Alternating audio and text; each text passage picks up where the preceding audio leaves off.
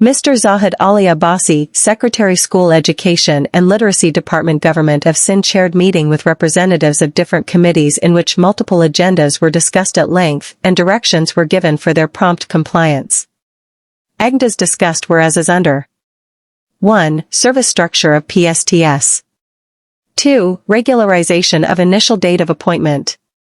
3. 40-plus waiting candidates. 4. STR policy. 5. Wedlock transfers. 6. Biometric issues of newly appointed teachers. 7. Closed school and furniture shortage. Report by Ni. Thanks updating for the School Education Literacy Department Sindh.